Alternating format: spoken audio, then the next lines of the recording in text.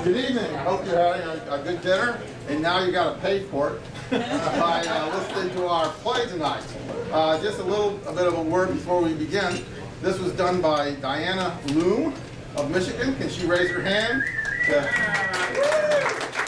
came all the way from Michigan to hear this play, and it seems that she was inspired to write this play by coming across our joke book of Thaddeus Stevens online.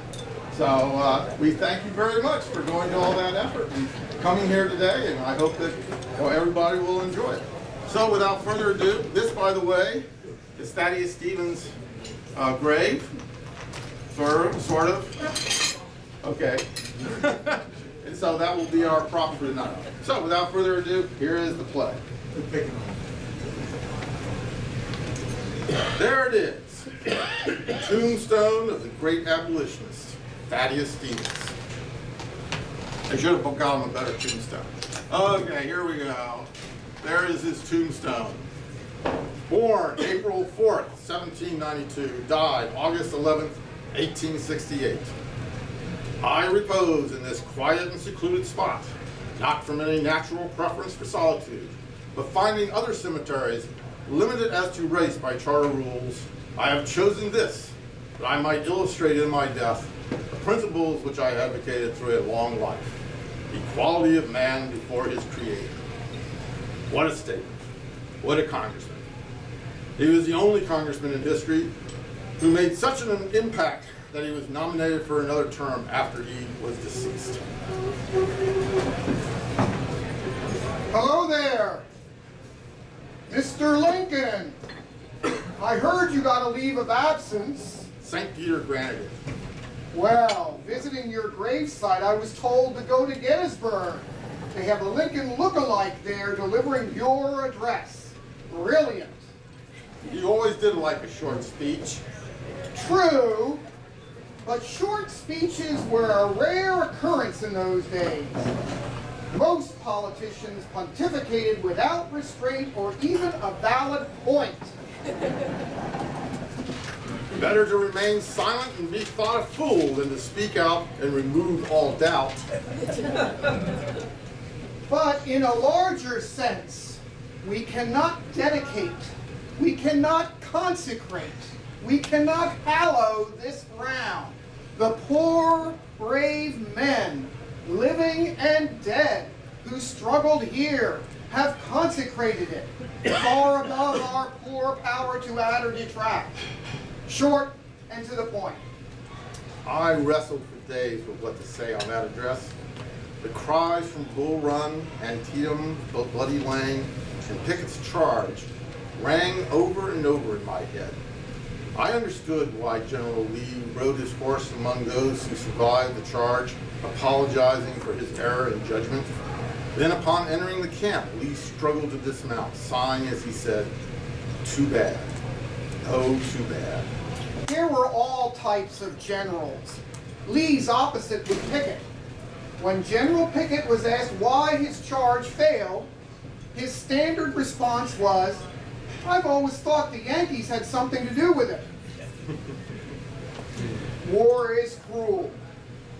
After the death of my young son, Willie, I found myself grieving the fallen soldiers as if they were my own. One of many reasons you were elected president. Now that surprised me. Election? Why? After losing the run for Illinois Senator Stephen Douglas, I thought my chances to be elected to any public office was finished.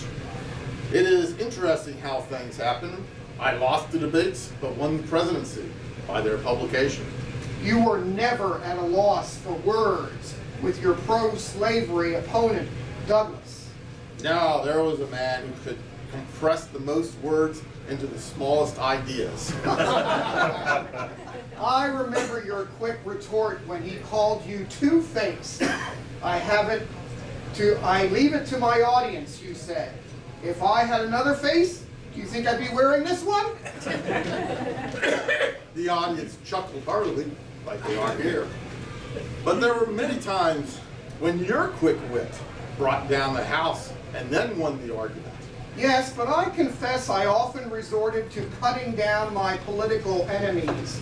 One afternoon, I can remember saying that Stephen Douglas must have been a bastard, for I knew his mother's husband, and he was a gentleman and an honest man.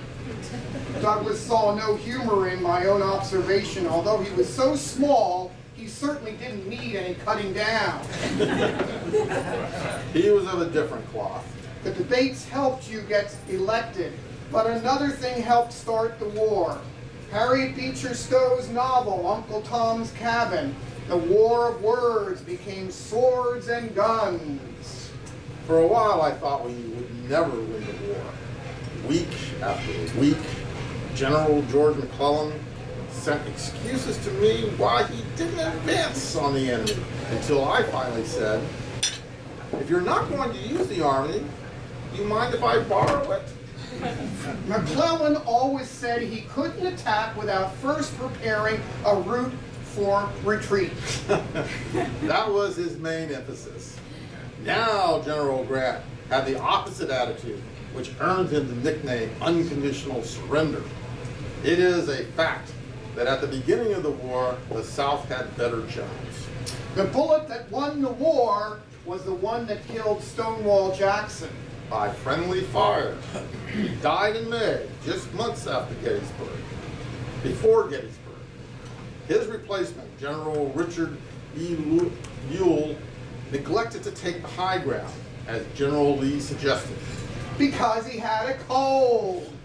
If given the opportunity, Stonewall Jackson would have crawled up that hill with pneumonia, a fresh wound, and only one arm. Nevertheless, Stonewall was a rebel without a worthy cause. I must commend you for keeping me attentive to what really mattered, the cause of freedom. You became, as McClure said, the master spirit of every aggressive movement in Congress to overthrow the rebellion and slavery. But not well liked. No radical reformer ever is.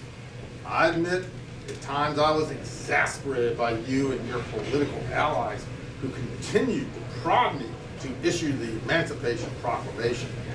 On one occasion, as I was complaining to several people about how Charles Sumner, Senator Henry Wilson, and you incessantly prodded me, we saw the three of you through the window, which warranted a story about a schoolboy named Bud. One day, students in that class were taking turns reading passages from the Bible.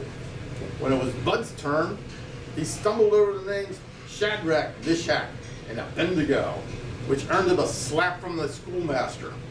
Bud settled down as other students read their passage. But when it was his turn again, he let out a wail. The schoolmaster asked him what was wrong, and Bud said, "Look there, massa, there comes those three damn fellows again." I deserve that one.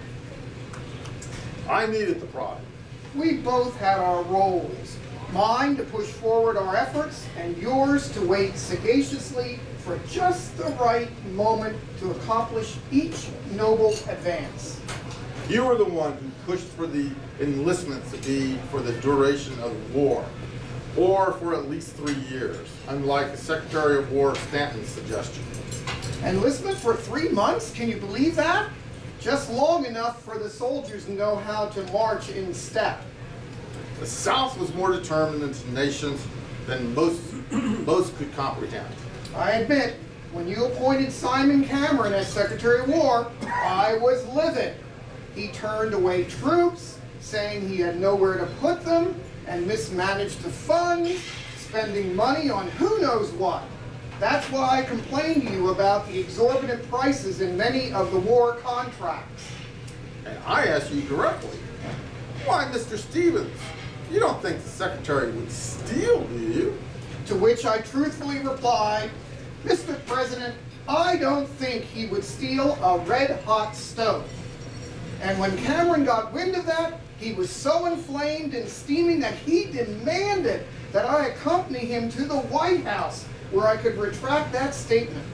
So we took the joyous ride together, and standing before you and God as my witness, I said, Mr. President, I told you the other day that Mr. Cameron would not steal a red-hot stove. I may now take that back. That one still makes me laugh. Well, you know, I did realize then that Simon Cameron was then sent, you sent him to Russia, to St. Petersburg, and I said, well, you better wire the Tsar and tell him to bring all his things in at night. For a while, we radical Republicans thought you were so concerned about preserving the Union that you might leave slavery intact. I hated slavery. Yet, early in the war, I wasn't convinced it could ever be eradicated. No one was more radical about abolishing slavery than John Brown. Driven half mad by his obsession, Brown took things into his own hands on October 16th of '59. When I was accused of being responsible for that raid, I snapped and said John Brown deserved to be hanged for being a hopeless fool. He attempted to capture Virginia with only 17 men when I told him he needed at least 25. The Harper's Ferry raid and subsequent hanging of John Brown and his followers awakened the conscience of many. That's why years later, in 1865, I retracted my statement. Although none of us would justify the means, John Brown's motive was honest and upright. I predicted the memory of John Brown would grow brighter and brighter through coming ages. He became too controversial for that.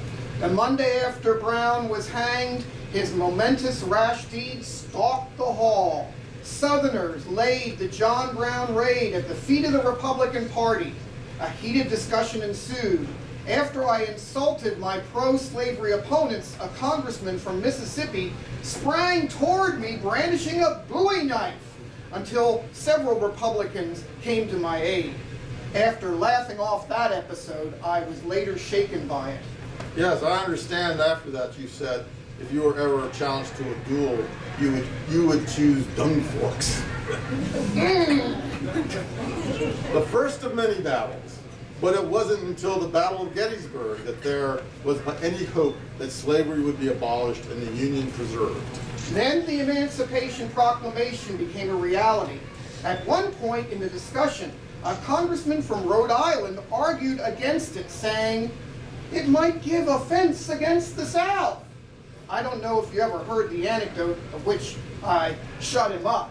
I don't recall that one. A captain who was a little timid, unlike my friend, raised a company to go out and fight the British.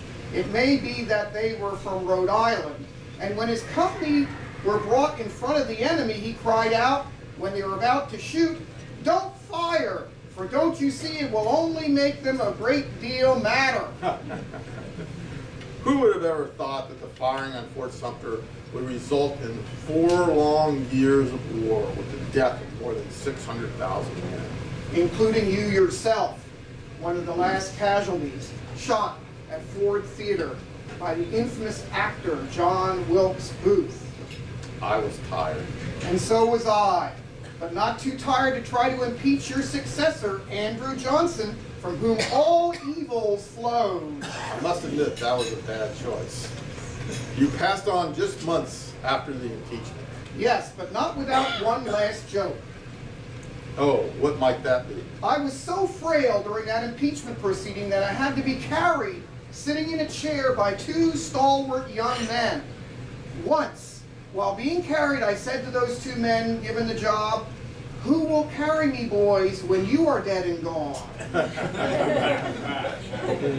Shortly after that, That's my line. oh, Shortly after that, when I was near my death, a visitor commented on my appearance.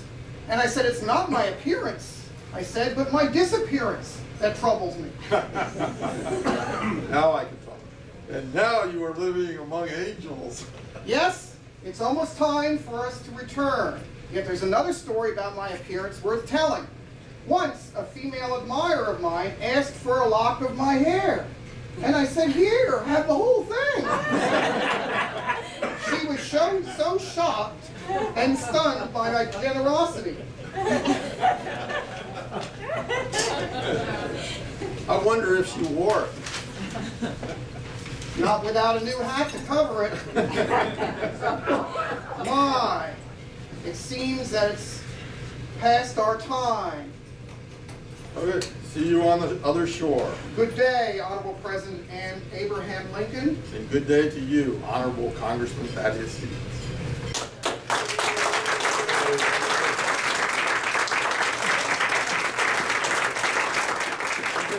Authors stand up for applause.